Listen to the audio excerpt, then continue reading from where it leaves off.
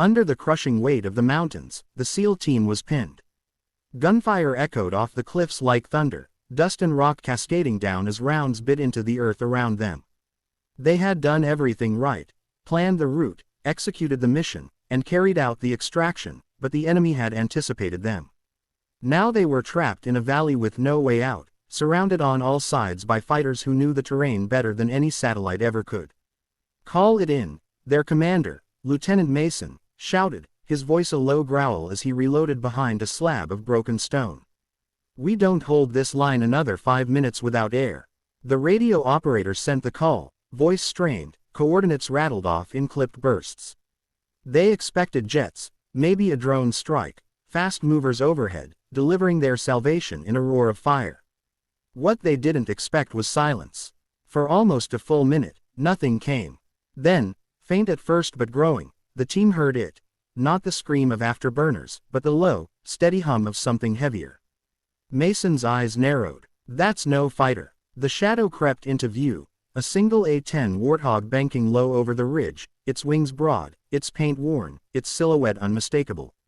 The men looked at each other in disbelief. An A-10, here, in this valley. "Warthog pilot, this is SEAL Team Echo," Mason barked into the comms. "Confirm air support on target." The reply came back. Calm, controlled, a woman's voice steady as steel. "Echo Team, this is Valkyrie. I have you in sight. Mark your positions." "You won't hear a thing." The men froze. No bravado, no hesitation, just confidence that cut straight through the chaos. Valkyrie. Seconds later, the battlefield changed. There was no deafening cannon roar, no thunderous missiles shaking the valley. Instead, the enemy fire simply stopped. Like shadows erased by dawn, machine gun nests went quiet, trucks burned silently on the far slope, and fighters who had pinned the SEALs down only moments ago vanished into the dust. The men peeked out from cover in disbelief. Every hostile target was gone, struck with surgical precision. Mason stared up at the circling jet. "She did it," he whispered. For the SEALs, it was like watching an artist work on canvas. The valley had been chaos, now it was stillness. And she had done it without the expected storm of noise. Guided munitions, careful angles, and timing so precise it seemed almost unreal, she had turned the battlefield into silence. As the Warthog leveled out, Valkyrie came back over comms. "Echo Team, corridor is clear. You're free to move. I'll cover you until you're out." The SEALs pushed forward, still shaken, still trying to process what they had witnessed. Most of them had seen airstrikes before, brutal, overwhelming storms of destruction. But this was different. This wasn't destruction for its own sake. This was protection. Every strike had been measured, deliberate, almost compassionate. Hours later, when the team reached the extraction point and boarded the chopper, Mason looked back toward the mountains, still searching for the silhouette of the Warthog. She was gone. No fanfare, no victory roll, just gone. On the flight back, the SEALs finally spoke about it. One of the younger operators shook his head. "I've never seen anything like that. Not once. She didn't miss. Not once. She didn't just save us," another added. "She made it look easy." But Mason sat in silence, his mind racing. He had heard of her before. Rumors, mostly, stories traded in ready rooms and briefing halls. A pilot who flew the old Warthog like it was part of her soul, who turned a machine of brute force into something graceful. They called her Valkyrie because when she showed up, she didn't just bring death to the enemy, she brought life to the ones who thought they wouldn't make it home. The SEALs never met her face to face. She never asked for thanks, and they never had the chance to give it. But her call sign stayed with them. In after-action reports, in quiet conversations, in the long nights when they thought about the missions that should have been their last, her name lingered. And years later, when one of those SEALs was training new recruits, he told the story, not of the firefight, not of the ambush, but of the moment silence fell from the sky. "Remember this," he said, his voice steady. "Legends aren't always the loudest. Sometimes they're the ones who arrive in silence, do what no one else can, and leave before you can even say thank you." The room full of recruits sat in awe, and for a moment, the war stories that usually felt so distant became something real, something human. Because somewhere out there, flying a battered old Warthog, was a pilot who didn't fight for glory, or recognition, or medals. She fought for the men on the ground, for the ones who called in the airstrike believing it was their last breath. She fought so silence could mean survival. And for the SEALs who lived through that valley, she was more than a pilot. She was proof that heroes don't always walk beside you, they sometimes fly above you, unseen, leaving nothing behind but hope. The SEALs had made it home, but the silence of that valley never left them. Nights were restless, filled with the memory of gunfire that had suddenly ceased, cut off not by luck or chance, but by a pilot whose voice still echoed in their comms. Valkyrie. Lieutenant Mason replayed it in his head more times than he could count. The calm tone, the precision of every strike, the way she vanished without asking for recognition. He'd written the after-action report in clinical detail, but the truth lingered between the lines. They should have died that day. She gave them back their lives. Weeks later, the team was sent out again. Different terrain, different mission, same danger. Deep in hostile territory, their objective was to dismantle a weapons cache feeding a growing insurgency. But as always, plans dissolved the moment boots hit the ground. They moved at night, ghosts under the stars, but the enemy knew the ground too well. Before dawn, the SEALs were boxed into an abandoned village, hemmed in by machine gun nests hidden among crumbling walls. Rounds cracked overhead, brick and dust exploding around them. Mason ducked into cover, his chest heaving. He'd seen this before. This was the same kind of trap, the same kind of valley, but this time, their odds were worse. The radio operator shot him a look. "Sir, do we call it?" Mason hesitated. Their mission was classified, air support stretched thin across the region. Getting approval for close air was slim. But when his men looked to him, waiting for a decision, he didn't think twice. "Call it in." The request went out. Again came silence. The firefight grew louder, the enemy tightening their noose. And then, the steady hum, low, familiar, relentless. Mason's heart caught in his throat. No way. The silhouette broke through the haze of dawn, wings cutting against the sky. The A-10 Warthog, scarred but unshaken, swept into view like a guardian angel. The comms crackled. That same calm, unyielding voice filled their ears. "Echo Team, this is Valkyrie. You're not alone. Paint the targets. I'll take care of the rest." Relief washed through the men like fire through dry grass. They marked positions, and once again, silence followed. Not absence, but precision. No wasted rounds. No thunder shaking the earth. Just the sudden, uncanny stillness of enemies being erased, one by one, before they even knew death was upon them. But this time, the SEALs noticed something different. Between strikes, her voice wavered, not in fear, but in effort. She was pushing the hog to its limits, diving lower, holding angles that few pilots would dare. "Valkyrie, you're flying too low," Mason warned. "You won't pull up in time." Her reply came back soft, but resolute. "If I don't, you won't make it out."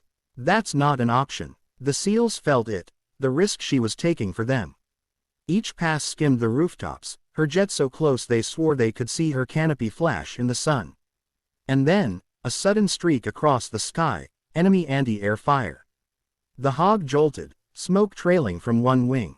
Mason's blood ran cold. She's hit. The village erupted again, insurgents emboldened by the strike. The SEALs braced, torn between survival and helplessly watching the one who had saved them. But Valkyrie's voice cut through, steady despite the damage. "Not done yet. Stay on the move. I'll clear your path." She dove again, her Warthog wounded but unbroken, laying down precision strikes with a ferocity that defied belief. Every pass was slower, every maneuver riskier, but she refused to leave them behind. By the time the SEALs reached their exfil point, the hog was barely holding altitude. The extraction bird arrived, rotor wash kicking up debris as the team climbed aboard. Mason's eyes stayed locked on the Warthog limping across the horizon, smoke trailing like a scar in the sky. "Valkyrie," he called into the comms, voice heavy. "You're not gonna make it back." There was a pause. Then, her voice, calm, almost gentle. "Don't worry about me, Echo. Just make sure you make it home. That's the mission." The radio cut off. The team sat in silence as the chopper lifted them away, every man straining to catch a glimpse of her jet. And then, nothing. The horizon was empty. Weeks later, no official report surfaced. No confirmation of her status. The Warthog and its pilot vanished like a ghost. But for Mason and his men, the legend only grew. In quiet conversations, in late-night bars, in the stories passed down to new recruits, her name carried weight. Valkyrie, the pilot who turned silence into salvation. The warrior who gave everything, asking nothing. And though they never saw her again, the SEALs carried her with them into every mission, every firefight, every impossible night. Because heroes don't always wear the same uniform, or fight from the same ground. Some guard you from above, unseen, and even when they vanish, their courage never leaves you. Back on base, the SEALs wrote their reports, but words on paper couldn't capture what they had seen. They described air support with surgical precision, minimal collateral damage, complete elimination of threats. Yet none of it explained how one pilot in an aging Warthog had saved an entire SEAL platoon without a single wasted round. To them, she wasn't just a call sign. She was a ghost in the sky. Valkyrie. Lieutenant Mason couldn't shake the sound of her voice. Calm under fire, steady when everything was falling apart. He'd been in firefights where men broke under far less, but she had flown as if the chaos below didn't touch her. Still, he wondered, who was she, really? Weeks later, the SEALs were redeployed, another high-stakes mission deep in hostile terrain. Their objective was a hidden insurgent compound that funneled weapons across the border. If they failed, countless lives would be lost. The infill went smooth, too smooth. By dawn, they were discovered, pinned in another ambush, this time in a dense canyon where the walls funneled enemy fire down like rain. The team huddled behind broken stone, ammo running low, heartbeats loud in their ears. "Sir," the comms man called out, "we're surrounded. Air support's our only shot." Mason didn't hesitate. He ordered the call, but he didn't expect an answer. Not this far out, not this fast. Then came the hum. Every SEAL froze. The low, relentless buzz of twin engines. It wasn't a drone. It wasn't a fighter. Mason felt his chest tighten. It can't be. The Warthog swept into view, banking low over the canyon. The radio hissed alive. "Echo team," came the familiar voice. Calm, certain. "This is Valkyrie. Mark your targets. I've got eyes on." The men looked at each other with wide eyes. Relief and disbelief hit them all at once. It was her, again. What followed was like déjà vu. Enemy positions blinked out one by one. Silently, cleanly, without the thunder of saturation bombing. Trucks ignited in bursts of flame, gunners fell silent mid-burst, and the canyon that had been a death trap became an open path forward. But this time, the SEALs noticed something different. She was flying lower, closer to danger, her maneuvers tighter. She wasn't just protecting them, she was daring fate to take her first. "Valkyrie, you're cutting it close," Mason warned over comms. Her reply carried a weight that unsettled him. "Close is the only way you walk out of this, Echo. Trust me." The battle raged on. The SEALs pushed forward under her cover, hearts pounding, until they finally secured their objective. But as they reached the exfil zone, a streak of fire arced from the ridge, enemy anti-air. It caught the Hog's wing. The jet bucked, trailing smoke. Mason's stomach dropped. "She's hit." For a moment, silence fell. Then her voice returned, calm, but with strain now. "Echo, stay focused. I'll get you out. Don't look back." Wounded but unbroken, Valkyrie dove again, her battered Warthog laying down precision fire until the last of the enemy scattered. Only then did she pull away, smoke curling behind her as she disappeared beyond the mountains. The SEALs boarded their bird in silence, every man scanning the horizon for her jet. No one saw it again. Back at base, Mason demanded answers. Who was Valkyrie? Where was her squadron? But the files were locked, her name scrubbed from every manifest. It was as if she didn't exist. And yet, in the nights that followed, when the SEALs told the story to one another, they didn't speak of the firefight, or the mission, or even their own survival. They spoke of the woman in the Hog, the one who fought not for medals or headlines, but for the men who had no one else to call. Because sometimes heroes don't walk beside you. Sometimes they fly above you, unseen, and when you need them most, they answer. And though they never saw her again, the SEALs carried her with them into every fight, every mission, every impossible moment. For them, silence no longer meant death. Silence meant Valkyrie was out there. Watching, protecting, waiting for the next call. The night after the valley, none of the SEALs slept. They had made it back alive, yet each man lay in silence, hearing the echo of a voice that cut through chaos and gave them hope. You won't hear a thing.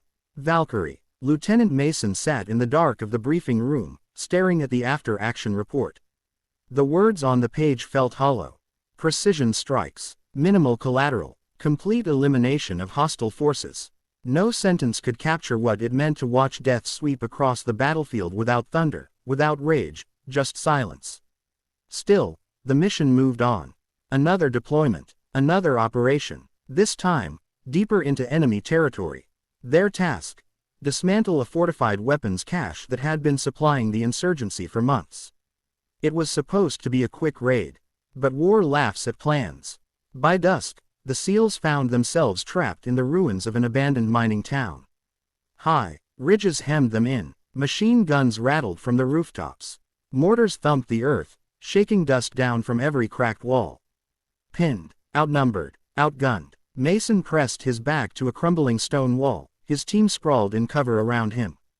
He clenched his radio in white-knuckled hands. Calling in air support again this far out was a gamble, but without it, they'd be corpses by sunrise. Call it, Mason ordered. The request went out. Minutes dragged like hours. Then, that sound. The steady hum. Not the scream of jets, not the drone of rotors. Mason's heart caught in his throat.